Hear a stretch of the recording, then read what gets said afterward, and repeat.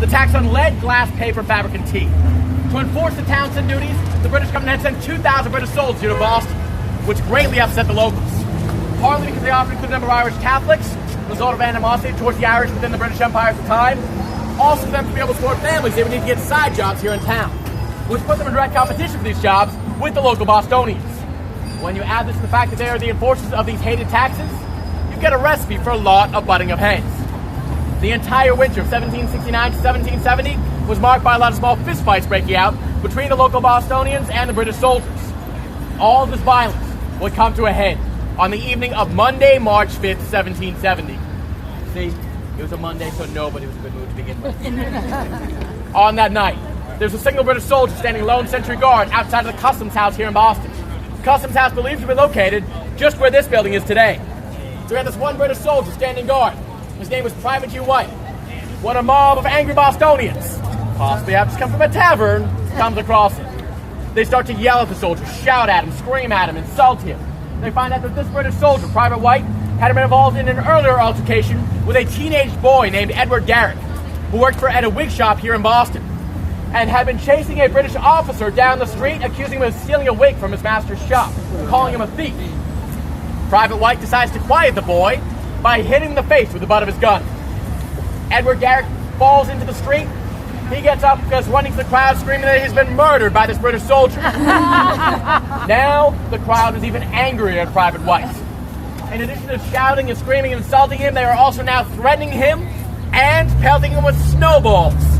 Early March is definitely still part of winter here in Boston. So the soldier's getting a bit frightened, but he's not allowed to leave his post. He instead sends word to get backup from his regiment of soldiers, locate the barracks just up the street. The barracks let out a small deployment of 7 soldiers, plus a captain named Thomas Preston to back up the original guard. These soldiers were upon strict orders not to fire upon the unarmed crowd, but perhaps as a point of intimidation, they loaded their muskets anyway. They also fixed their bayonets, the blades at the end of their muskets, and started marching in formation down the street. Pardon me.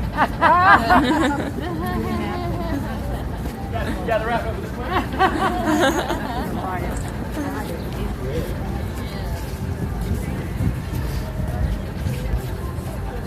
Please come in close. I realize I'm loud, but I'm also slightly asthmatic. Now their backs were against the Customs House, and they were surrounded by the angry mob.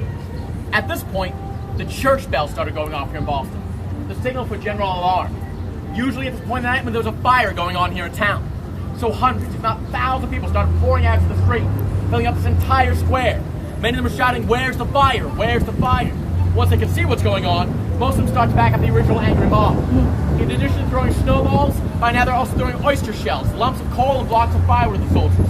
Some of them began to taunt the soldiers, daring them to fire their muskets, saying, "Why didn't you fire at us, you bloody lobsters? Fire upon us and be damned." Now, all this confusion going on at once, here, again, the details of history get a bit muddy. There are many conflicting reports of what actually happened on the street that night. But after reading a number of them, this is the way that I piece together the story.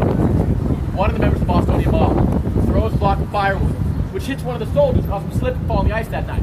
So he falls down, and when he does, his musket goes off. His captain jumps in front of him with his sword drawn and shouts, "Who ordered you to fire?" But supposedly, over the noise of the church bells and the angry mob screaming, supposedly all the other soldiers could hear this was, "Fire!" They fired upon the unarmed crowd. And when the smoke cleared, there were 5 men who lay dead or dying in the streets of Boston, and 6 more who were merely wounded. The names of the 5 once again were Samuel Gray, Samuel Adams, James Caldwell, Patrick Carr, and Crispus Attucks. Now Samuel Adams was able to take action the very next day in that building, the old State House, where within the colonial legislature he drafted a resolution to get the soldiers removed from town. Not that they went very far, mind you, just after British forces Castle William out in the Boston Harbor Islands. At least from there, they wouldn't be butting heads with the locals so much anymore. This building was not only the seat of the British government at the time, also where the local colonial legislature met. So, for quite a while, you had both the British government and local government both ruling over Massachusetts Bay Colony from the very same building. Now, from that outside balcony of the old State House was where they first read a copy of the Declaration of Independence to the people of Massachusetts in July of 1776. And when they did, the people of Boston were so excited to be rid of the British government, they grabbed ropes. They pulled down those statues of the Lion and the Unicorn, and they burned them in a bonfire here in the street. The ones up there today are constructed. They also held official renaming ceremonies for the street. What had always been known as King Street under the British monarchy would now be renamed State Street on a newfound independence. Now, they've also held a re-reading ceremony of the Declaration every 4th of July since then. On the nation's bicentennial celebration, July 4th, 1976, they had a very special guest of honor as part of the re-reading ceremony. Queen Elizabeth II of Britain. Comes to show there's no bad blood between the countries after so many years. So I think that's a fairly classy move on the Queen's part. Yeah.